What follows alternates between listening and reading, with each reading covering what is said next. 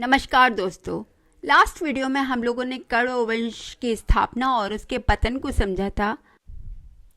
28 ईसा पूर्व सिमुक ने कण्व वंश के शासक सुशर्मन को मार दिया था और सुशर्मन की मृत्यु के साथ ही कण्व वंश समाप्त हो गया था और सत्ता सातवाहनों के पास आ गई थी।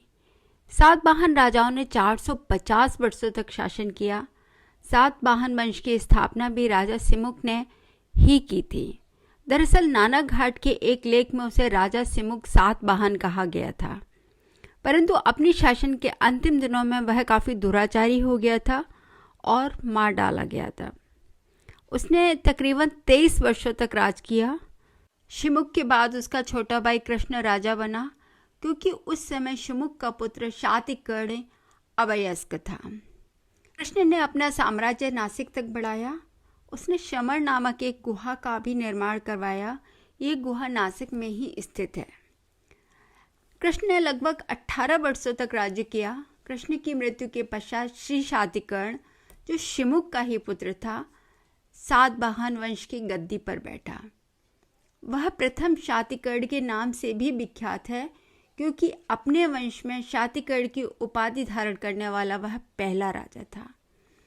शातकर्णी प्रथम सातवाहन नरेशों में सबसे ज़्यादा महान था और यही आगे चल के महारठी के नाम से भी प्रसिद्ध हुआ। अपनी प्रभुता बढ़ाने के लिए उसने महारठियों की पुत्री नायनिका के साथ विवाह कर लिया। इसका फायदा ये भी हुआ कि महारठियों ने सातकर्णी प्रथम की अधीनता स्वीकार कर ली। सातकर्णी प्रथम के बढ़ते हुए प्रभाव को देखते हुए कलिंग के राजा खारवेल ने सातकर्णी को पराजित करने के लिए सेनाएं भेजी, लेकिन सातकर्णी ने मुंह तोड़ जवाब दिया और खारवेल की सेना को वापस लौटना पड़ा। सातकर्णी एक धार्मिक प्रवृत्ति का राजा था। उसने 2 अश्वमेध यज्ञ और एक राजसूय यज्ञ का भी आयोजन किया।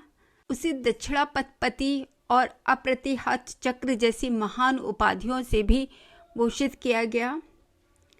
उसका शासनकाल भौतिक दृष्टि से समृद्धि और संपन्नता का काल था।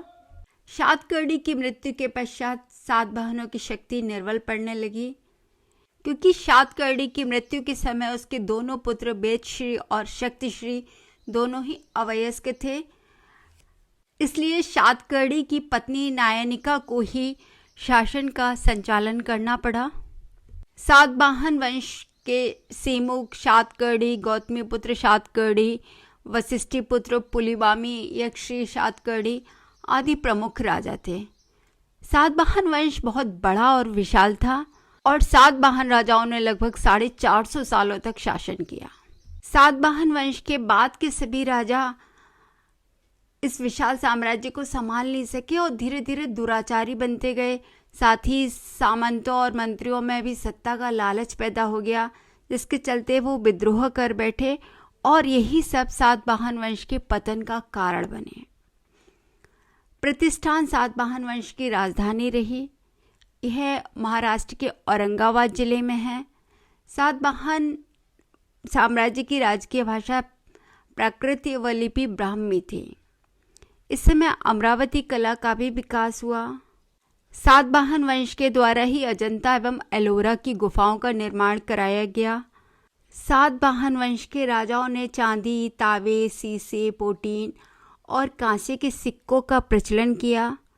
ब्राह्मणों को भूमि दान करने की प्रथा का आरंभ भी सातवाहन वंश के राजाओं ने ही किया था। सातवाहन वंश में कुल 27 शासक हुए। पुलमावी चतुर्थ को सातवाहन वंश का अंतिम राजा माना जाता है। उसकी मृत्यु के बाद साम्राज्य छोटे छोटे राज्यों में विभाजित हो गया। सातवाहन वंश के पतन के बाद गुप्त वंश का शासन आया, जिसकी बात हम नेक्स्ट वीडियो में करेंगे। Thank you.